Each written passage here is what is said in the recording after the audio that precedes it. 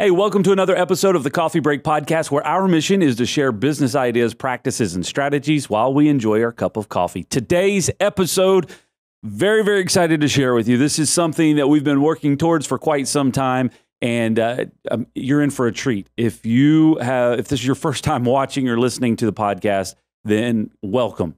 You have joined at the right time. Jesse Cole is our guest today. He's the owner of the Savannah Bananas. He's also the author of a book called Find Your Yellow Tuxedo. And this is an exciting conversation with a lot of practical information. So get ready to take notes. So grab a notebook alongside of your cup of coffee and get ready for this conversation. We got so much to say. We got a podcast to make. We're sipping on lattes, and it's time for a coffee break. It's time for a coffee break. Oh, yeah. All right, Jesse, thank you for being on the podcast today. As we do with every guest, is rapid fire. 5 randomly selected questions just to get under your skin with unknown point values. So it's something that we're shooting for. You ready to go? So the rules don't matter. Let's do it. There are the rules, or there are no rules. Number one, okay. If you could only wear one type of shoe for the rest of your life, what type of shoe would it be? A yellow shoe. Just a yellow shoe. I don't care. Yellow shoe, go. It has to be a type of shoe. All right, I'm going to go a yellow. The ones I've been wearing now, I hate going brand names. This is tough. Reebok, fine. Reebok, that's the ones I'm wearing now. Yellow Reebok shoes. Got it. Number 2, what game show would you be super awesome at? Oh, geez, game show. The first one that came to mind is Price is Right. Okay. Why? No reasoning at all. That's the first one that came to mind. I think I just bring the energy, and maybe former Bob Barker would have let me. Let's move on. Next question. You're really embracing this rapid fire. Most people take and drag it out. So this is No. It's first come to mind. Number 3, if you could eliminate one thing from your daily routine, what would it be and why? Looking on my phone. That's interesting. Okay. Number 4, what's the last time you tried something new? The big things I've gone, I went surfing this year. I went skeet shooting, things that I'd never done. But last time I tried something new, it's probably some type of food item. I had alligator. I've had some. It's probably weird food items. I try things or craft beer. Big into craft beer. I always try unique beer. Okay. So every day, every time I go to a brewery, every day I'm constantly trying new craft beers. Moving on, Chad. You're really throwing me off here. Let's keep this moving. Number 5. At me here. Number 5. What activity makes you lose track of time? Ooh, that's easy. Anytime I'm in the bananas world. So whether I'm putting on a show at our field, whether I'm on the field with fans, whether I'm speaking in front of a group or on a podcast like this, except when we're doing rapid fire, I lose track of time. There you go. All right, congratulations. You made it through 5 questions. We're going to give you a score of 1,022 because you really embraced the rapid portion of rapid fire. So congratulations. Thanks. That's a very valid score. I'm going to throw 5 rapid fire on you one of these days and see what happens. Here we go. That's not how this program works. Okay. All right. Cool. Thank you very much for joining us, by the way. I want to tell a quick story of kind of how we arrived here because I think it's really cool. And this has happened very few times for me over the course of time. But we were just talking about this before we started recording, but I'd heard your name come up and the Savannah Bananas come up multiple times through several different books that I've listened to and read. And I think the first reference was a Jay Bear reference. And so it just kept popping up. I was on vacation this past Christmas, and I was listening to a book by Mike Michalowicz, Profit First. And I basically had dedicated, I was going to get through this on this vacation. And I know that's not a good practice because you're not supposed to do business books while you're on vacation. But anyway, and I'd spent a lot of time running on a treadmill. And I was running on a treadmill. This is all irrelevant information, but I like to put it in there to color the story. I was running on a treadmill, facing sideways, staring at the ocean, going up and down, and your reference to the Savannah Bananas and Jesse Cole and the fact that you guys had implemented Profit First and it revolutionized your business, and I was just like, all right, something's going on with this guy. I got to figure this out. And you came up in some type of a feed for mine on LinkedIn. And I just said, you know what? I'm just going to reach out and see, would he be interested in having a conversation? And I sent you a message, and you responded almost immediately. And I was like, holy crap, this is cool. So I appreciate you making an effort and to respond to when people reach out to you, because that's not common these days. And then obviously giving us some time to have a good conversation today. No, I'm fired up to be with you. I think it's something I learned, when I was 25 years old and I read Mark Cuban's book, and I shot him an email, and he responded back within an hour. And I was like, Mark Cuban, he wrote back. And I think, I have a belief in growing fans and growing relationships one person at a time. And I'm passionate about this. And I'm a Dave Matthews Band fan. And I just shared something today actually about Dave Matthews and how their goal was to play at every club to every person around America. Where there were no albums out, they were just trying to make a fan at a time. And I think when people reach out, if I can just talk to them and help them out in any way, and just be with you, man, I'm excited already. Even though I'm thrown off still by the rapid fire, I'm gonna keep moving past that. The really cool thing, I don't even remember, a couple of months back, there was a guy that I reached out to on Instagram, Brian Parsley, and same kind of conversation. I was like, hey, this would be a great guy to have on the podcast. He's a keynote speaker and all this stuff. And he had his contact information on his Instagram account. So I just hit the phone number on there. I was like, I'm going to talk to his secretary, and I'm going to have to go through this process. And he answers the phone. Hey, what's up? And I'm like, is this Brian? He was like, yeah. I was like, I wasn't prepared for this. I wasn't prepared for you to actually answer the phone. So I think when you do that, it makes a big impression. Well, at our stadium in Savannah, our cell phone, myself and my wife's cell phone, is posted right in the fan services, in our cell phone and our email for all 100,000 fans, every fan that comes in the ballpark. And I think it's so important to be accessible. And I think everyone tries to hide behind gatekeepers. And you know what? A real conversation goes a long way. And if a fan has a challenge or question or suggestion, we'll take it. And we look forward to it. So I think it's a good leadership principle that I've learned over the years. Just be available when you can. Very cool. I want to jump into several points of conversation that hopefully we can get through in the time allotted. I feel like this is going to be a fun conversation. So if anybody that's listening or watching for the first time, I think you've captured a great conversation today.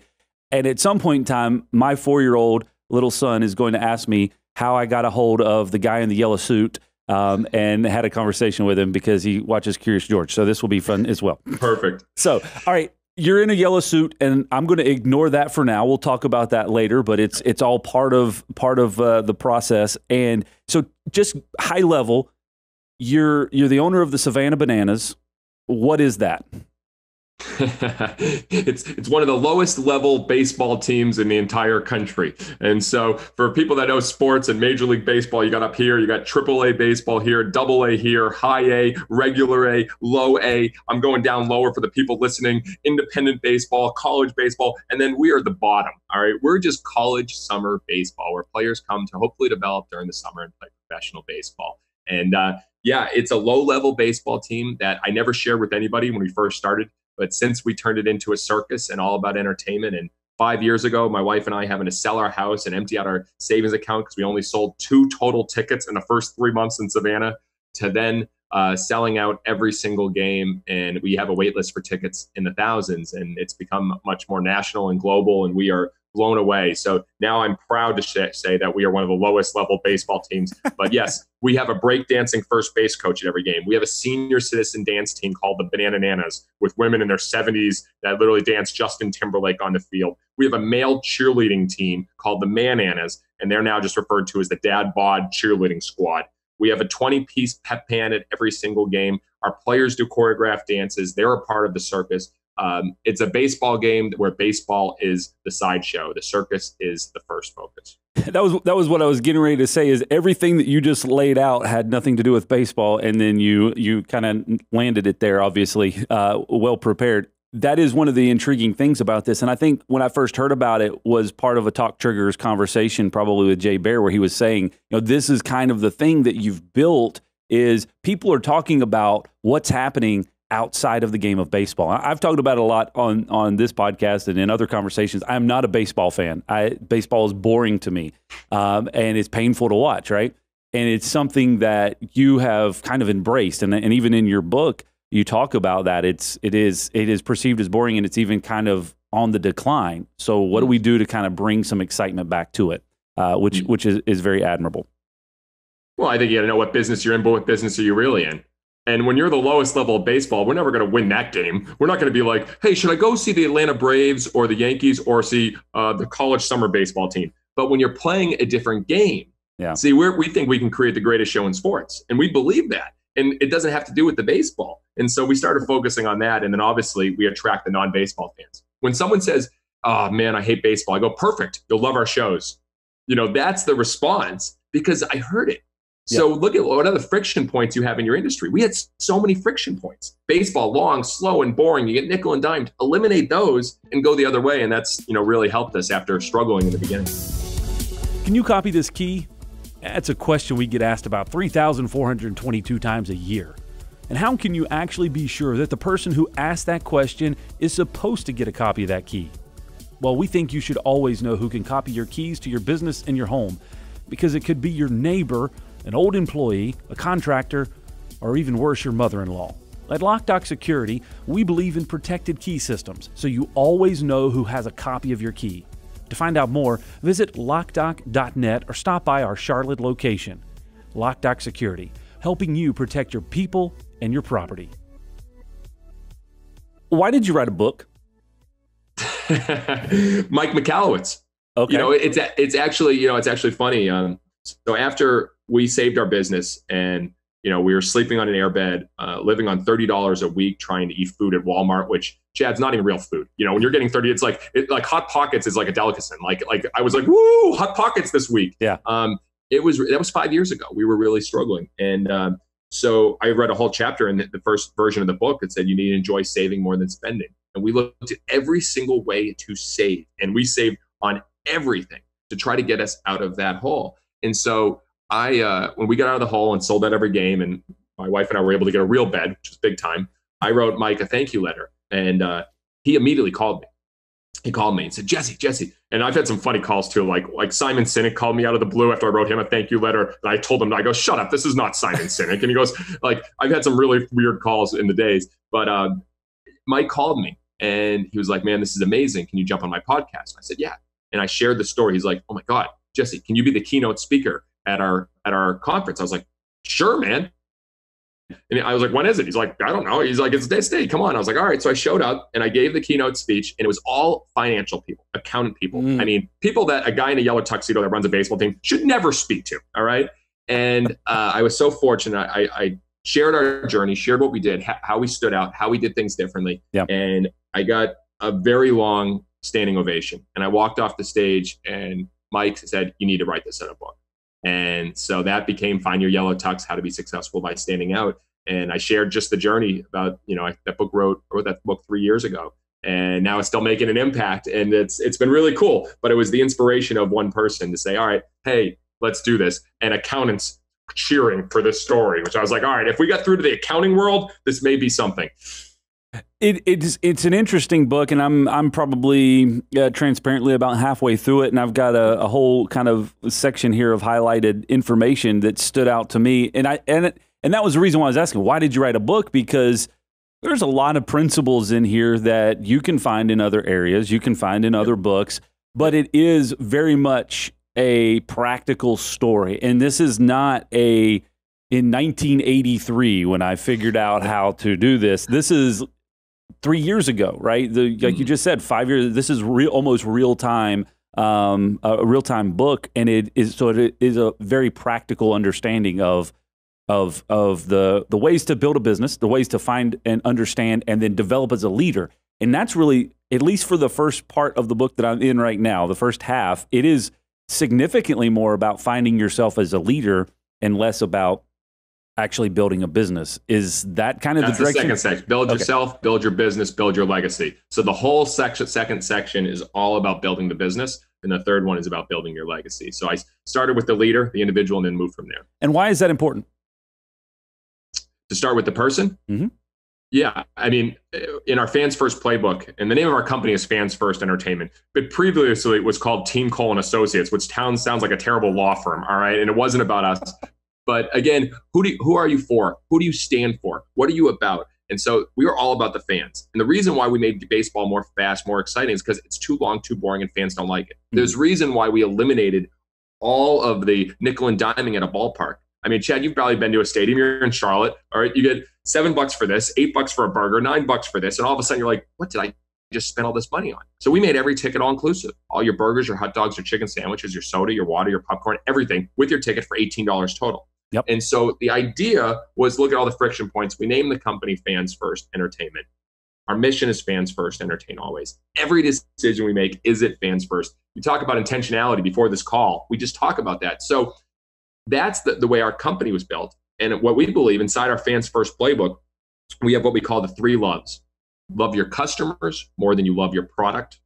Love your team and your people more than you love your customers. And finally, you got to love yourself above all.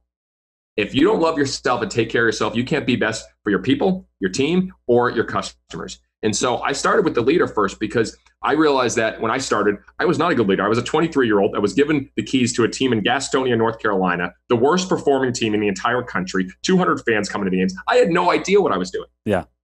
I had to get myself in a good spot to know how I could be my best and how I could start my morning on purpose, have gratitude, have, literally have a plan in how I write, how I read, how I learn. And then I can show up every day and be my best for others. So that's why I start with that. Hey, what are you doing? You got to be the best at what you're doing. You got to become a sponge. You got to really learn and embrace things from outside your industry and then really own it and go all in and amplify that. And that's really how my journey works. And I've seen it work with others as well. All right. So you've already tapped into a couple of my points and questions that I wanted to get to, being a sponge. So dive into that a little bit more because, maybe it's very obvious. What are you referring to when you're saying being a sponge? I'll take it the other level. I mean, being a sponge, it's very obvious. It's like, learn, embrace, get out of your comfort zone to learn. And I think it's very easy. Oh, I'm learning from my industry. Learn from outside your industry. And again, the fact that you have a crazy guy in a yellow tuxedo with you today, it's like, there's no one probably in your industry that's like this. But I got that so much from Howard Schultz. I mean, the fact that literally he went all the way overseas, went to a completely different world to start saying, all right, this is what the coffee community looks like. This wasn't happening in the United States. And for us, we learn from Carnival Cruise. We learn from Disney. I don't go to any sporting events because you become the best in practice. You're just really a me too anyways. How do you become the only? Not just a little better, a little bit faster, a little bit quicker, a little bit more convenient. That was how we try to learn. That's why, there's no baseball team in the country that has every single ticket all inclusive. There's no team that has a breakdancing first base coach or has a male cheerleading team or has any of these stuff because we want to be the only. And so I think be a sponge is to get outside of just learning from your peers, but learn from people all outside. And that's why my biggest impact and my biggest mentors are P.T. Barnum, Walt Disney, and Bill Beck. And P.T. Barnum and Walt Disney, man, the amount of books written about them, they should keep writing them because there's so much to learn from what they did. All right, so I want to come back to the be a sponge thing, but I want to take a quick diversion, side road, because that's pretty much what this is all about. All-inclusive tickets. So you just said, and I'm taking notes here because this is good information. Remove friction points. And because of that, I've been having lots of conversations in our business about removing friction points. So hopefully you can help me validate some points and give me some additional points to talk about. But you give an all-inclusive ticket to a baseball game where your typical model for a business in the sports entertainment world is the ticket to get them in, put them in the seat. We make our money on all of the other things that we're going to get them to buy. How in the world have you broken through that mindset that is the business model that's our business model. That's our industry's business model. How do you change it to say, come in, all inclusive, whatever you want? So I think it started for us is I put myself in my customer's shoes. And we actually do this, Chad. So we actually have undercover fan where every night at our stadium, one of our front office staff will go undercover. We'll park with the fans. We'll walk in with the fans. We'll sit with the fans. We'll eat with the fans. We have probably over the last 3 years, 100 pages of notes of putting ourselves in their shoes. And what we focus on is what are those friction points? And I remember 2 years ago, I actually parked and I hit a giant pothole and my car bottomed out. I was like, that is not a good experience, especially for the owner to experience coming in. But I didn't know that because I never parked with a fan before. So again, your company or anybody that's listening, think about yourself. What are all the friction points from the buying experience, the website experience, the phone call experience, the delivery experience, the after experience, the last impression? What are all of it? And from the industry as a whole, for instance, a law firm. Does anybody love being billed in 5-minute, 10-minute, 15-minute increments? there's a huge opportunity for disruption, because it's like, I want to call my lawyer, but I know this 5-minute call is going to cost me $150. And so that's the same model that I thought of with baseball. It's like, no one wants to go to a stadium, pay $10 for this. The idea of taking your wallet out of your pocket over and over again, no one likes that. No one will ever like that. The cruise industry figured that out. Literally, you get your credit card, you buy the cruise, and you can get your food whenever you want. You can get your entertainment whenever you want. No one likes that. So we said, what would it be like to do it the exact opposite? We had no idea. We said, what would be a good number? At first, it was $15 our first year. We said, all right, $15. Let's do it. And Chad, the first night, 4,000 people, sold out crowd. It took people 6 to 7 innings to actually get their food. The lines were outrageous. We had no idea how to serve all you can eat. We didn't know that we were going to go through 10,000 pieces of meat in an hour. Yeah. We had no idea. But the next night got better, and next night got better. Now everyone gets fed within 5 minutes. So we looked at a giant friction point, which is the idea of getting nickel and dimed and making it a better experience, and said, all right, what is something that the value is so high? And how can you create a product and experience that your customers feel like they're taking advantage of you? Yeah. That's what we try to create. Which I get that part of it. So here's my challenge back on it. And as I'm trying to wrap through it is the pundits will say, well, what about the customers that are taking advantage of it? The ones that actually do take you up on all you can eat and just stand there and eat all the food that they can actually celebrate eat. them, highlight them on your social media. But look at this guy. He had 8 burgers, 6 hot dogs. Let's get him some Pepto-Bismol. Like celebrate him. Like literally, like that's what we do. On our podcast last year, whenever we got a bad review, our bad review was like, this is like a circus. You got Willy Wonka running around. The music's too loud. It's too loud. We make them the review of the week, the fan of the week. We highlight the bad reviews because they're actually saying what we are. Yeah. And you need to know who you are not for more than you're for. So, but Chad, I love behind you. It says always improving. You always need to find those next, what I call mirror moments. Yep. Look in the mirror, look at yourself in the industry and find out what do you need to change. You're laughing. Where are you going? Well, do you have a camera over my shoulder with all of my notes here? Is that what is that? Maybe that's where you're going. But I guess here where I'm going with this is we had a mirror moment this past year. Yep. I realized, and our staff realized, no one in the world wakes up in the morning and says, I can't wait to be sold today. I hope someone will advertise something to me today. Oh, I want to get marketed to and promoted today. Yet, where do baseball teams make most of their money? With ads everywhere. Billboards, announcements, program ads. They will advertise anything. Look what's happening in the NBA and all. We'll put ads. People are going to start getting ad tattoos on their face. Like, oh, Nike's on your face now. Like, that's what's going to happen. It's crazy. So we said, let's go the opposite. So on February 25th this year, which put in context of COVID, 2 weeks before the pandemic, we announced we created the first ever ad-free stadium. We eliminated every single ad from our ballpark because we don't believe a fan comes to a ballpark and wants to be sold, marketed to, or advertised to. We threw away hundreds of thousands of dollars. What were we thinking? Yep. But we believed it would create more long-term fans. So you need to be able to throw away the way you used to do business to potentially where it's going. And that's what we decided to do. And that's what we've done with everything, with the all-you-can-eat model, the no-ad model, and the nonstop entertainment model. And we've even changed the game of baseball. We invented a new game we played this summer in front of fans. So we're going to keep challenging and seeing what works. Be willing to throw away the old model. I like that. It's easier said than done, obviously, but I definitely like that. All right, so mirror moments. You mentioned it a couple of times, referenced it. What do you mean when you say mirror moments? So it goes personal or in your business. Personal in for personal, it was very quick, easy for me to know. These are the things that frustrate me about what I'm doing in my job. And now find the things that give me energy. And something that I created and started sharing with other groups was creating your own energy list. Everyone says, oh, just do what you love, do what you like. No. Write down the things that give you energy. And so what I did is I really wrote down, I was like, all right, I love sharing, creating, and growing. Whether I'm sharing what we're doing, whether I'm creating and writing, I'm creating a new video, whether I'm growing, learning, being a sponge. So if I look at my schedule and I'm not doing that, good luck. And when I first started, operations at the ballpark, Chad, I have like 6 left hands. Like it is just terrible. All right. I couldn't put up signs, serve food. There were so many things I was bad at the ballpark, but I was doing it every day and I was exhausted. I was putting out fires, and we don't want to be a firefighter. We want to do things that we love. So I was doing that nonstop. So personally, I realized mirror moment, stop doing the things that frustrate me. Start doing the things that give me energy. Simple. But yeah, we look at your calendar. Most of us are still doing things that's like, oh, I got to deal with these details. I don't want to do these details. If you're a creator, good luck on details. Yeah.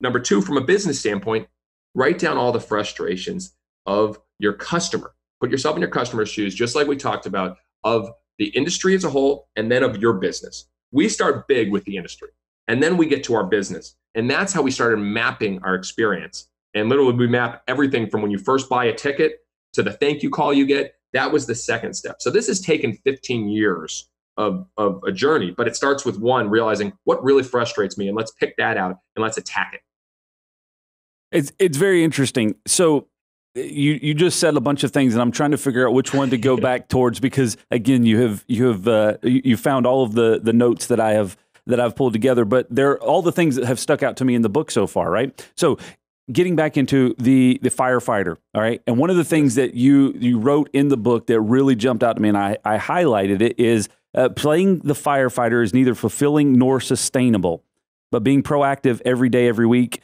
using mirror moments to think about both the things that your business isn't great at and the things that you're not great at in your business. And then instead of throwing yourself into the fire to try to rescue everyone all the time, try thinking about how your team can avoid starting the fire in the first place. Mm-hmm. That is powerful. I actually mentioned this to our leadership team and said, hey, because that's the thing, right? We all do that, not just me, but the leadership team as a whole. Like, we constantly are going in and fighting fires. Well, if we can spend more time thinking about how to prevent them, and I told him, I said, instead of being donning our firefighter equipment, let's become Smokey the Bear. How can we prevent forest fires? You know, that's the mantra that you need to start thinking about in preventative rather than reactive, and that was massive for me. Well, thank you. I think one of the best things to do is just start saying no to more things. If you want to start putting out fires, start saying no to the things that are actually starting the fire. And so, for instance, for us, we were doing events at our stadium, and we did Tap of the Morning Beer Festival, because you can't drink all day if you don't start in the morning. We did some crazy, we did haunted stadiums. We did all these events, running of the bananas with everyone in banana costumes, tons of events. And what we realized was these were wearing us out. We were having to sell, which no one wants to do. Our team was running around just doing brand new things they've never done before, and we were getting wiped out. And most of our time was spent on those. Were they profitable? Yes, to an extent. We eliminated all of that. And so that's a big degree, but look at what are those things like, what can you eliminate from your day that actually causes more stress and fires? And so, yeah, we go in advance, like looking at our operation. I'll just give you one example, Chad. During our operation, we had to cook so much food in advance for the all you can eat. All right. But what we realized was sometimes the food was cooked a little too early, and it wasn't the best quality. And one fan showed us a picture this year of a chicken sandwich that looked like a burger. And I was so embarrassed. I posted this. I was like, this is the most, I shared this with everyone, which I was probably silly to do, but I was like, this is embarrassing. We went to the system. We said, why is this happening? And we went back and realized, well, we had to do this by this, did that. I said, all right, well, what if we had an extra grill here? What if we actually grilled fresh at this time? What if we started asking those questions? Those fires don't happen anymore because literally we're now changing the system that goes into our cooking. And I think that is the upstream thinking, as Dan Heath talks about in his newest book, which is so important. The other interesting component of that, going back to some of the stuff you were talking about earlier, was about your calendar and the amount of time that you're dedicating to the things that are going to, I guess, energize you or bring the most value to your business. And I think Michael Hyatt talks about it a lot, of basically look at your calendar, and that's where your priorities are. And I think that's a really big challenge for all of us as business owners and leaders is, okay, what am I actually spending my time and energy on? And for me, whenever that question was posed to me originally, I looked at my calendar, and my calendar was essentially blank because I don't want to block anything on my calendar because I need to be prepared because I don't know what's going to happen. And that is obviously the backwards mentality of thinking. So then where do you migrate? So then it looks at where are you going to, and all of a sudden you're going to whatever you think needs you the most. Yep. And then that may not be in your sweet spot, your energy list. And that happens to anybody. It's like, oh, I got to jump on this. Because you have that freedom of your schedule. Yeah. And so it can, you're right, backfire. Yeah. And you're basically just at that point chasing, you're just chasing around all kinds of stuff because you are available to do it and you're not being intentional. And that was one of the things that you mentioned in your book, and you mentioned it a few minutes ago, is starting your morning and having purpose and being intentional with your mornings, because that's going to, how you start your morning is how your day is going to go. So very, very valid.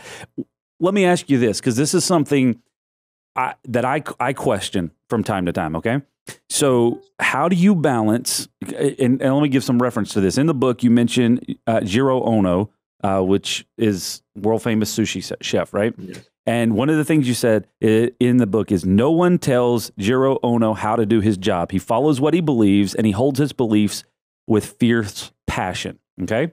How do you balance that, following a fierce passion, with being a sponge? What I love about Jiro is that he was so committed to following the process at being the best and literally saying, this is how we're going to do it. Not actually searching for more, which we all are. We want more and more and more. He's like, this is the amount of people that I can serve at our place. I'm going to make it the best sushi. And you better believe you're paying for the best sushi. It's a very expensive plate there. But he's worked to craft and craft and craft and continually improve. So how do you balance that with the sponge? I think very easily. You look at your craft that you think that you can be the best at and keep following that lens in the sponge. So for instance, I'm constantly fascinated with creating things that haven't been done before, creating attention, which I believe attention beats marketing 1000% of the time. So I'm fascinated on reading in that lens on how to be different, how to create those things that can get people talking remarkable. I stay very deep on the sponge lens while I am continually focused on utilizing that with our one drive, which is with the Savannah Bananas, to hopefully bring more joy, fun, happiness, and get more people going bananas out there, because I think it brings more happiness to others. So I think there's a great balance there. The challenge, what I think, Chad, is when you read any book that you see, you just grab a book and you're just like, all right, let's read this. And all of a sudden it's just like, oh, I should go do this. I should go do this. I should go do that. I think it is keeping a deep work lens into what you are putting, because your input affects your output.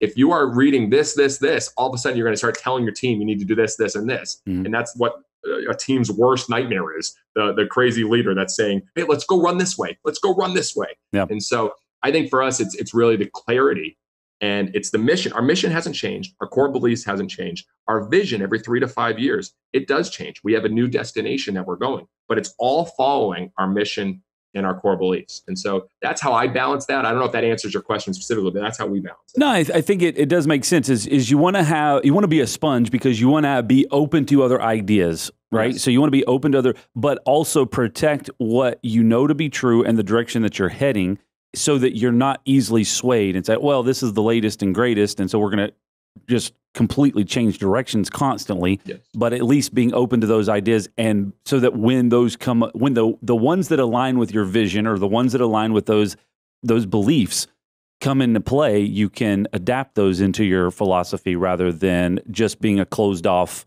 perspective. So you can act fast. And so, like, for instance, like every decision on our company goes through the filter. Is it fans first? Yeah. And so it's very easy. Is this doing something for a fan? And when we have meetings, we actually have an empty chair that represents a fan. Would a fan vote for this? Would a fan want this? We have big shoes that we say, these are our fan shoes. Hey, you want to wear those? Will you be proud to wear those in the fan shoes? Like, we have to put that in the perspective of the fan. And so when you have someone else in those meetings, it makes it clear. A lot of times those leaders, ooh, that'll make more money. Ooh, they'll buy that. Do they want that? And then they might not know the answer, but at least have a filter like, you know what? I think they would really like this. Let's try it. Let's test it. Yeah. Just a reminder, you're listening to the Coffee Break Podcast. Also, we wanted to let you know that our team puts together a weekly blog post.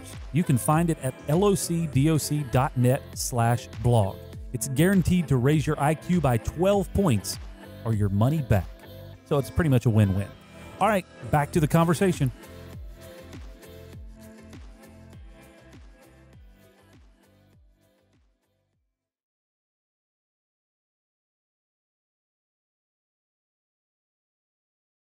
All right, I've got a couple more questions, or at least takeaways from the book so far that were intriguing to me. And you mentioned a lot about Uncle Walt in the book.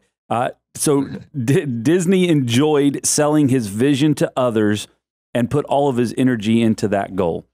So that stood out to me because it, as business continues to grow, continues to change and adapt, your role continues to change. And you talk about that in different areas where you tried to help build a roster and that went bad. And you've gotten involved in, you find yourself on occasion jumping into the concession stand to help out because you don't want the customers to have, or the fans to have to wait. And then you realize, well, what detriment am I actually doing to this versus focusing on what I need to be? And I think that's one of the things that has stood out to me in a lot of the research that you do with great leaders that have built amazing, huge organizations is they have found a way to focus on more so working on the vision, but then spending equal amount of time selling the vision. Because and maybe that's kind of the direction that I'm understanding this is if you just retain the vision yourself, then it doesn't do any good, right? So you're a very verbal communicator. Obviously, you can tell this by the way that we're going back and forth. It is important for you to be able to communicate that out to your team, but how do you make sure that you're constantly communicating a actionable plan that they can execute on? Because this is something I think I struggle with a lot is talk about ideas, talk about vision, talk about this is what we want to do, this is where we want to go, but I have a hard time landing it with all of the people that I'm talking to. So what are the practices that you've learned? I know this is a long question. What are the practices that you've learned into communicating that vision out to your team so that they can execute on it effectively? Two things here, and it's actually great timing because we just shared our next 5-year vision with our entire team on past Friday. So, but number two, first, I think the greatest leaders make the least amount of decisions. And the reason they're able to do that is because they've shared the vision where they're going, that they've empowered their people to make the decisions the way they would want to and where they're going. So every day I try to make less decisions. That's my goal as a leader. How can I make less decisions today? How can I have our president make less decisions? And it's helped tremendously. I'm not involved in social media like I used to be. I'm not involved in ticket sales. I'm not involved in any of that because everyone knows where we're going. So for us, how often is the vision shared? We struggled with this in the first. We were just trying to make ends meet. Like I said, we were sleeping on an airbed, struggling. We're just like, come on, guys, anyone want tickets? We're doing something fun. But now as we've grown and we've been able to sell it every game and we feel like, hey, we accomplished our first goal. We came into Savannah, we saved baseball in the community. We created something that was really special. Now what's next? And so we actually we spent the last 3 months with our leadership team, which in perspective, we're not a huge team. It's myself, my wife, our president, and 2 others. We have, there's literally only 5 of us. And we went through and said, all right, let's map the vision. Let's talk about what it is for our team, what it is for our product, what it is for how we're going to promote, and what it is for the impact. And we all wrote it. We all had it. And we went through it in line. And then I, as the founder, put all that together and what I believed in. I said, this is where we are going. And we spent an entire afternoon Friday, shared it with our staff. We had a presentation. We had each section. We had food and drinks. We had fun too. And we shared it. And now we share it every day. So in the staff chat, we talk about, guys, remember, bananas, 365, 24/7. This is what we're doing. This is where we're going. And we simplify some of the main points of it so they know what's happening. And I think what happens is vision for so many leaders, it's constantly changing. Well, let's go build this. Let's go try this. But there's no clear direction that people don't know where to go and they don't know what their actions are. So I think spend time writing a narrative. Deep work. Instead of just saying, all right, we want to build, write it. Because the more you write, the more clarity you'll have.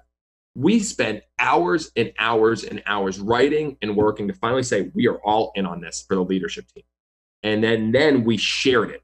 Now we're going to produce a video on it and we're going to keep talking about it over and we're sharing it to the public because we want to hold it accountable. So basically in 2 to 3 weeks, we're going to put it, I'll be out there. This is where we're going in the next 3 to 5 years. Because if you share your vision with enough people, you'll have enough people that will help you accomplish your vision. And I think that's very important. Yeah, getting it out there and people are willing to help. But I think the accountability part is very valid as well. If it's out there, then at least that's the looming motivator for that. And one thing, Chad, too, hiring. If you're hiring, don't lead with the job and the role, lead with the vision. Sure. Hey, this is where we're going. You'll have people that either don't want to be a part of this or they do, but you don't just say, hey, this is a job paying this is what it is. Like if they don't want to be on the bus, good luck what they can do. Yeah. Follow where they want to go, lead with the vision. My biggest fear is settling. That was one of the lines in the book. And I have had that conversation with so many different people recently. I share that fear with you. How is that just an innate thing that now? And so you're constantly striving to be a sponge, to continue to grow, continue to share vision. Is that part of it? Or is there some other factor of why that is such a big fear for you? Well, we could get really deep into some therapy sessions here and go deep into it. But I think there's things that drive us to certain ways. And, for instance, my parents, were divorced as a kid. I was only child. My mother had a drug problem. It was just my father, and everything I had to do, I got praised when I did something good. And so literally I was fighting for the love of my dad to try to accomplish things. And that drove me to be successful. And even today, I'm still trying to make my dad proud. And I think that's something that's driven me. And I'm sure, I don't know if you and your team have done Enneagrams, but, the Enneagram and learning about who you are. And, I learned I'm a strong 3, even though people want me to be a 7. And I think I want to be a 7 and be all about happiness and fun, which I am. I'm still driven by that success. That won't change. That's been built in me. I'm always going to be driven by success. If I ever feel like I'm standing still, I'm struggling. And so it's the awareness that now allows me to take a big step forward or take a zoom out. And I think us as leaders, if your big fear is settling, zoom out. And what I've done before when I was going through challenging times, I zoomed out and said, Jesse, look what you've done and you've been a part of over the last 5 years. You've bought a team, you've sold a team, you've spoke all over the world. You've done all these things that were nice that you feel like, I didn't do anything today. I didn't make progress today. And you have to zoom out. And so as soon as I zoom out and start writing some of these things, and, to be honest with you, the little thing that we all can do that helped me with that is the thank you experiment. And I started this in 2016. You'll get there in the book. But I started writing a thank you letter every single day to someone. And literally, I have them everywhere. And yes, of course, they're yellow. But I write a thank you letter every day. And to people that have made an impact in my life. And I'll tell you this, it's probably been the most selfish thing I've ever done. Mm-hmm. As weird as that sounds, I get so much joy out of writing to someone how much they made an impact in my life.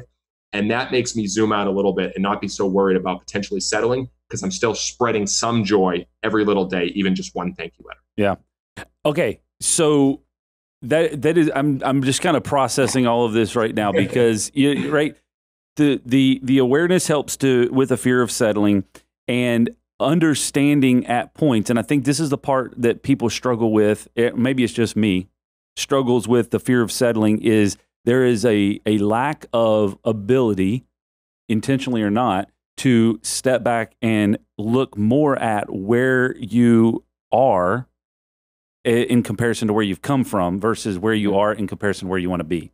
And I think that's what you just said, is you zoom out and look at all the accomplishments that have happened so that you can say, okay, I wasn't a failure today. I actually have made progress. And so having the ability to step back and look at where you've come from to where you are now, but also not losing sight of where you want to go, which is very important. Don't compare yourself to others. That's the takes away.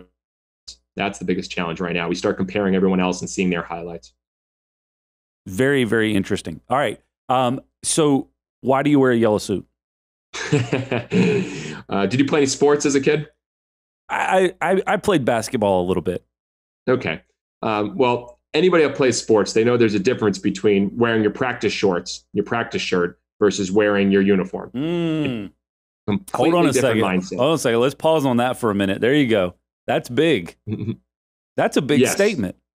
Well, it wasn't intentionally to be a big statement, but there's a big difference there. And for me, especially influenced by P.T. Barnum, I realized that if I showed up like every day wearing just the same polo, the same shorts, the same practice stuff, and then tried to entertain our fans, I wasn't channeling the type of entertainment show I should be giving them, the type of energy I should be giving them.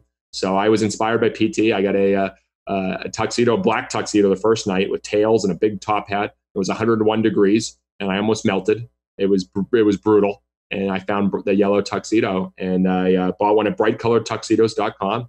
And the next game, everyone was wanted pictures. They were like, here's the guy in the yellow tuxedo. I became just the yellow tux guy. Like people would call our offices, the yellow tux guy there. I didn't even have a name anymore. I was just the yellow tux guy. And what it really has stood for, it's been my uniform. When I put this on, it means it's showtime. Yeah. Just like when I put on my sports uniform, it means it's game time.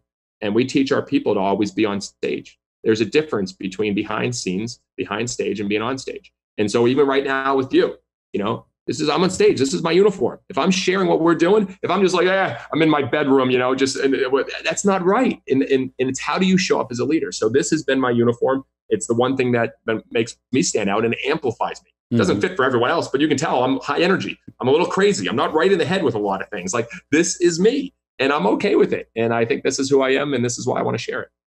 I like it. That's the title of your next book, right? You've got to figure out how to simplify it. But the difference between your practice shorts and putting on your uniform, that's impactful. I mean, we could spend a whole nother hour breaking that down because there's a lot of truth in what you just said, and because it goes back to intentionality. Like when you put that on, you know what your goal is, you know what your mission is, and it helps you stay focused because you can't easily neglect the fact that you have a yellow tuxedo on. Like that's like you can't avoid that. And so it can really bring you back to being intentional with your mission. Yeah. So, and I'll share a friend of mine who wrote a book that is on the exact concept, and it's brilliant. And I think you'd love it. Is the alter ego effect. Yep. And he shared how all the greatest performers, Todd Herman, the greatest performers do the same thing.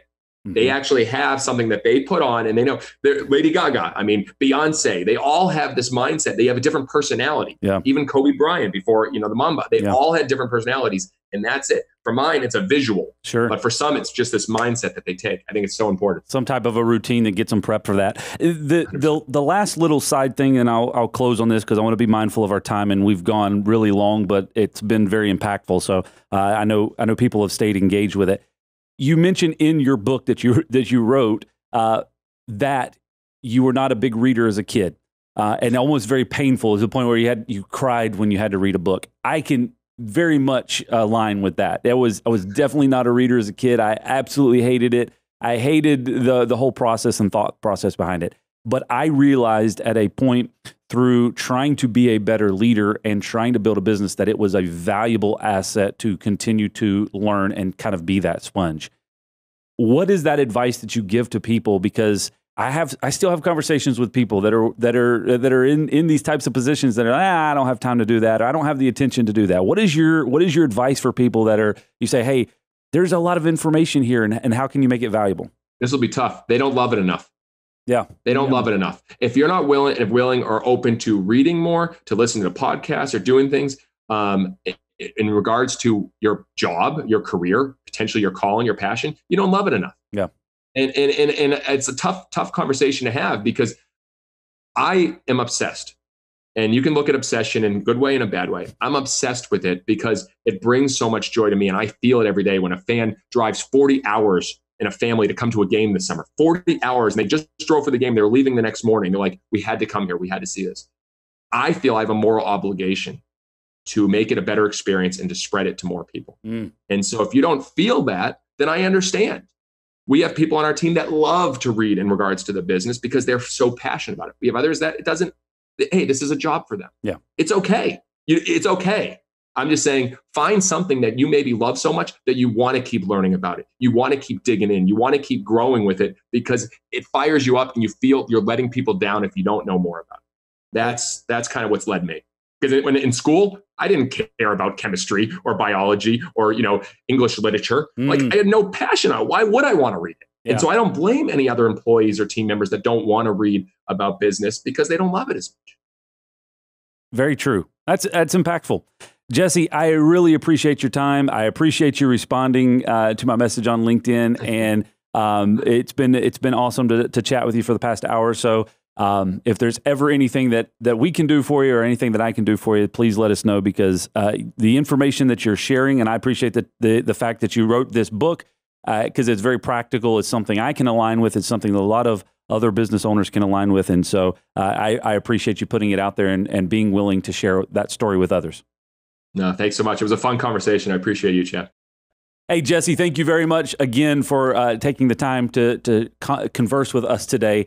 I've learned a lot. I've got a page full of notes, some practical takeaways from the book that I've already dove into, and I would definitely recommend that. We'll put a link in all of the description, so hopefully you can go and get that. I've got it on Kindle, but you can also order it on Amazon. It's all there for you. Some of the great takeaways that I have, and I mentioned there at the end, there's a big difference between wearing your practice shorts and putting on your uniform, and also how do you become the only in your industry? I think those are really challenging points for all of us to work towards. So thank you very much for your time today. If this is your first time watching or listening to the podcast, we definitely invite you to subscribe. I just got a message earlier on LinkedIn. Somebody said, found the podcast and I'm subscribed. You can do the same by going to Loc-Doc.net/podcast.